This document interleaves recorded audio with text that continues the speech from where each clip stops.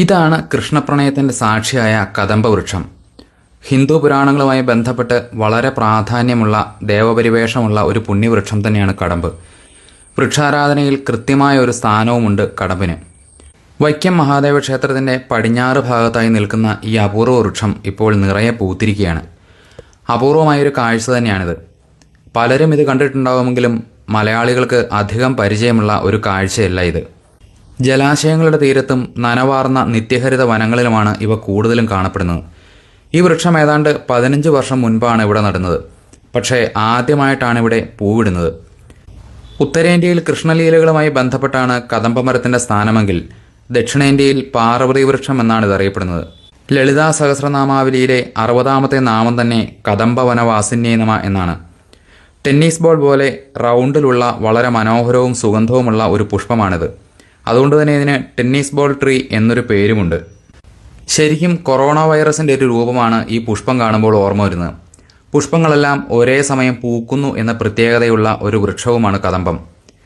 ഈ പൂക്കൾക്ക് മഞ്ഞ കലർന്ന ഒരു വെള്ള നിറമാണ്. പൂമ്പാറ്റകൾക്കും തേനീച്ചകൾക്കുമൊക്കെ മധുരമുള്ള തേനൂറുന്ന ഇതിന്റെ പൂക്കൾ ഏറെ പ്രിയപ്പെട്ടതാണ്.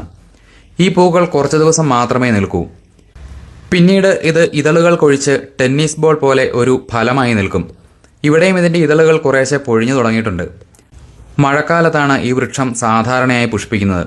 നിയോലാമാർക്കിയ കാടമ്പ എന്ന ശാസ്ത്രീയ നാമത്തിൽ അറിയപ്പെടുന്ന കടമ്പിന് ആറ്റുതേക്ക് എന്നൊരു വിളിപ്പേര് കൂടിയുണ്ട്. പക്ഷേ തേക്കിന്റെ അത്രയും ഉറപ്പില്ല. ഉത്തരേന്ത്യയിലും മറ്റും ഈ വൃക്ഷത്തിന്റെ തടി ശില്പങ്ങൾ ഉണ്ടാക്കാനും മറ്റും ഉപയോഗിക്കാറുണ്ട്. കൂടാതെ ചില ഫർണിച്ചറുകൾ ഉണ്ടാക്കാനും പേപ്പർ നിർമ്മാണത്തിനും തീപ്പെട്ടി നിർമ്മാണത്തിനും മറ്റു ചില ഉപയോഗത്തിനുമൊക്കെ ഇത് ഉപയോഗിക്കുന്നുണ്ട്. കദംബത്തിന്റെ ഇല, തൊലി, പൂവ്, കായ് ഇവയൊക്കെ നല്ല ഔഷധ ഗുണമുള്ളതാണെന്നും പറയപ്പെടുന്നു. മുറിവണക്കുന്നതിനും രക്തത്തിലെ പഞ്ചസാരയുടെ അളവ് കുറയ്ക്കുന്നതിനും അപസ്മാര ചികിത്സയ്ക്കും ഉദരരോഗങ്ങൾക്കും ശ്വാസകോശ സംബന്ധമായ അസുഖങ്ങൾക്കും പേശീവേദനകൾക്കും അങ്ങനെ പല രോഗങ്ങൾക്കും ഇതിന്റെ ഓരോ ഭാഗങ്ങൾ ഉപയോഗിച്ചും ആയുർവേദത്തിൽ പല പ്രയോഗങ്ങളുള്ളതായും കേട്ടിട്ടുണ്ട്. ഇതിന്റെ പൂക്കൾ സുഗന്ധ തൈലങ്ങൾ ഉണ്ടാക്കാനും ഉപയോഗിക്കുന്നുണ്ട്. അതുപോലെ തന്നെ ഇതിന്റെ പഴുത്ത പഴങ്ങളും ഭക്ഷ്യയോഗ്യമാണ്. വടക്കേന്ത്യയിലൊക്കെ ആളുകൾ ഇത് കഴിക്കുന്നതുമാണ്. ഇതിന് മധുരവും നേരിയ പുളിയുമുള്ള ഒരു രുചിയാണ്. പഴുത്തു കഴിയുമ്പോൾ ഇതിന്റെ നിറം മഞ്ഞ കലർന്ന ഒരു ഓറഞ്ച് നിറത്തിലാവും. പക്ഷേ പഴുക്കാത്ത പഴത്തിന് ഒരു കയ്പ് രുചിയായിരിക്കുകയും ചെയ്യും. നമ്മുടെ ഹിന്ദു പുരാണങ്ങളിൽ വളരെയധികം പ്രാധാന്യം പറയുന്ന ഒരു വൃക്ഷമാണ് കദംബം. ശ്രീകൃഷ്ണ ഭഗവാനുമായി ബന്ധപ്പെട്ട് കദംബത്തിന് ഒരു പ്രത്യേക സ്ഥാനം തന്നെയുണ്ട്. മധുരയിലെ വൃന്ദാവനത്തിൽ യമുനാതീരങ്ങളിൽ ധാരാളമായി കാണപ്പെട്ടിരുന്ന കദംബ വൃക്ഷങ്ങളുടെ ചുവട്ടിലാണത്രേ ഭഗവാൻ തന്റെ ഓടക്കുഴലും വായിച്ചുകൊണ്ട് രാധയോടും ഗോപികമാരോടുമൊപ്പം ഉല്ലസിച്ചുകൊണ്ടിരുന്നത്. കദംബ വൃക്ഷച്ചുവട്ടിലിരുന്ന് ഓടക്കുഴലൂതുന്ന വൃന്ദാവന കൃഷ്ണൻ പ്രണയത്തിന്റെ എക്കാലത്തെയും സമ്മോഹന രൂപമാണ്. നീരാട്ടിനിറങ്ങിയ ഗോപികമാരുടെ വസ്ത്രാഭരണ കഥയിലും കദംബം കാണാം. അതുപോലെ കാളിയമർദ്ദന സമയത്ത് കദംബവൃക്ഷത്തിന്റെ മുകളിൽ നിന്നുമാണ് കൃഷ്ണൻ യമുനാ നദിയിലേക്ക് ചാടിയത് എന്ന കഥയുണ്ട്. അങ്ങനെ ശ്രീകൃഷ്ണ ഭഗവാനുമായി ബന്ധപ്പെട്ട് തന്നെ ഒരുപാട് കഥകൾ കടമ്പുമായി ബന്ധിച്ചുണ്ട്. പണ്ട് കാലത്ത് കടമ്പ് മരങ്ങൾ ധാരാളം ഉണ്ടായിരുന്ന ഒരു പ്രദേശമാണ് തമിഴ്നാട്ടിലെ മധുര. അക്കാലത്ത് കദംബവനം എന്നും മധുര അറിയപ്പെട്ടിരുന്നു. മധുര മീനാക്ഷി ക്ഷേത്രത്തിലും ക്ഷേത്ര ഐതിഹ്യവുമായി ബന്ധപ്പെട്ട് ഒരു കദംബവൃക്ഷമുണ്ടായിരുന്നു. അതുപോലെ മുരുകന്റെ 6 പടൈ വീടുകളിലൊന്നായ തിരുപ്പുറം കുണ്ട്രം ക്ഷേത്രത്തിലും ഭഗവാൻ ഒരു അസുരനെ നിഗ്രഹിച്ചതുമായി ബന്ധപ്പെട്ട് ഈ വൃക്ഷത്തിന് ക്ഷേത്രത്തിൽ വലിയ പ്രാധാന്യമുണ്ട്. കദംബമരത്തിന്റെ പൂക്കൾ അവിടെ മുരുകന് പ്രിയപ്പെട്ടതായും കണക്കാക്കപ്പെടുന്നു. ഇനി മഹാഭാരത കഥകളിലേക്ക് വന്നാൽ അവിടെയും കദംബ വൃക്ഷം പരാമർശിക്കപ്പെടുന്നത് കാണാം. പാണ്ഡവർ ഇന്ദ്രപ്രസ്ഥത്തിൽ വളർത്തിയിരുന്ന വൃക്ഷങ്ങളിൽ ഒന്നായിരുന്നു അത്ര ഇത്.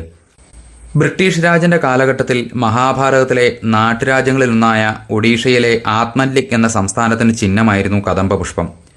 അതുപോലെ AD 345 മുതൽ AD 525 വരെ കർണാടക സംസ്ഥാനമായ ബനവാസി തലസ്ഥാനമാക്കി ഭരിച്ചിരുന്ന ഒരു പുരാതന രാജവംശമാണ് കദംബ രാജവംശം. ഈ വൃക്ഷവുമായി ബന്ധപ്പെട്ട ഐതിഹ്യങ്ങളിൽ നിന്നാണ് ഈ രാജവംശത്തിന് കദംബ രാജവംശം എന്ന പേര് തന്നെ ഉണ്ടായത്. എന്തായാലും കർണാടക സർക്കാർ ഈ രാജവംശത്തിന്റെ ഓർമ്മയ്ക്കായി ബനവാസിയിൽ കടമ്പോത്സവം എന്ന പേരിൽ 2 ദിവസത്തെ വസന്തോത്സവം നടത്തി വരുന്നുണ്ട്. ഹിന്ദു പാരമ്പര്യമനുസരിച്ച് 27 നക്ഷത്രങ്ങൾക്കും ഓരോ വൃക്ഷവും പറയുന്നുണ്ട്. ഇതിൽ 24ാമത്തെ നക്ഷത്രമായ ചതയം നക്ഷത്രത്തിന്റെ വൃക്ഷമാണ് കടമ്പ്. ഈ ചതയത്തിന് സംസ്കൃതത്തിൽ ശതഭിഷ അല്ലെങ്കിൽ ശതധാരക എന്നാണ് പറയുന്നത്. ശതഭിഷ എന്ന സംസ്കൃത വാക്കിന് 100 വൈദ്യന്മാർ അല്ലെങ്കിൽ 100 രോഗശാന്തി നൽകുന്നവർ എന്നൊക്കെ അർത്ഥമുണ്ട്. അതുപോലെ ശതതാരക എന്ന പദത്തിന് 100 നക്ഷത്രങ്ങൾ എന്നാണ് അർത്ഥം. ഇത് ജ്യോതിശാസ്ത്രപരമായി ഒരു കൂട്ടം നക്ഷത്രങ്ങളെയാണ് പ്രതിനിധീകരിക്കുന്നത്. കുംഭം രാശിയിൽ വരുന്ന ഈ നക്ഷത്രത്തിന്റെ അധിപൻ രാഹുവാണ്, ദേവത വരുണനും.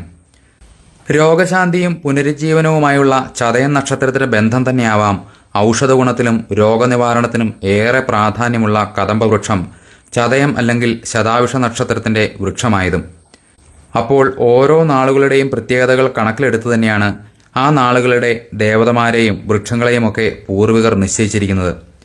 നമ്മുടെ ഹൈന്ദവ ശാസ്ത്രങ്ങളും പുരാണങ്ങളുമൊക്കെ ഒട്ടും നിസാരമല്ല, വെറുതെ ഉണ്ടാക്കിയിരിക്കുന്നതുമല്ല.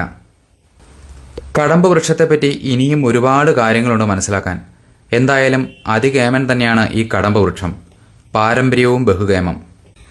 ഒരു കാലത്ത് കേരളത്തിലെ പല ക്ഷേത്രങ്ങളിലും കടമ്പ് മരങ്ങളൊരു സാധാരണ കാഴ്ചയായിരുന്നു. പക്ഷേ കാലാവസ്ഥാ വ്യതിയാനവും നഗരവൽക്കരണവും അവഗണനയുമൊക്കെ ഇവയുടെ നിലനിൽപ്പിന് തന്നെ ഭീഷണിയായി. ഈ വൃക്ഷവും ഇതിൻ്റെ മനോഹരമായ പുഷ്പവും അതിൻ്റെ പ്രാധാന്യവും അപ്രത്യക്ഷമാകാതെ നോക്കേണ്ടത് തന്നെയാണ്. വൈക്കം ക്ഷേത്രത്തിലെ ഈ കടമ്പ് വൃക്ഷം പൂത്തു എന്ന സന്തോഷവാർത്തയ്ക്കൊപ്പം മറ്റൊരു സങ്കടവാർത്തയും കൂടി പറയാനുണ്ട്. ക്ഷേത്രത്തിൻ്റെ വടക്ക് പടിഞ്ഞാറേ മൂലയിൽ നിന്നിരുന്ന നൂറ്റാണ്ടുകൾ പഴക്കമുള്ള ആ വലിയ ആൽമരം കുറച്ച് ദിവസങ്ങൾക്ക് മുൻപുണ്ടായ കനത്ത മഴയിലും കാറ്റിലും മറിഞ്ഞുപോയി. അഷ്ടമിക്കാലത്ത് ഈ ആൽച്ചൂട്ടിലാണ് കൂടുതലും ആനകളെ തളച്ചിരുന്നതും കുളിപ്പിക്കുകയും ഒക്കെ ചെയ്തുകൊണ്ടിരുന്നത്. നൂറ്റാണ്ടുകളായി തണലേകിയും അനേകം പക്ഷികളുടെ വാസസ്ഥാനവുമായിരുന്ന ആ വൻവൃക്ഷം ഇനിയില്ല. കാലങ്ങളായി കണ്ടുകൊണ്ടിരുന്ന ആ മഹാവൃക്ഷം നിന്നിരുന്ന സ്ഥാനത്ത് ഇനിയൊരു ശൂന്യത മാത്രമാണ് ബാക്കി. ആ സ്ഥാനത്ത് ഇനിയൊരു വൃക്ഷം നട്ട് ഇത്രയും വലുതായി വരണമെങ്കിൽ എത്ര തലമുറ കഴിയണം?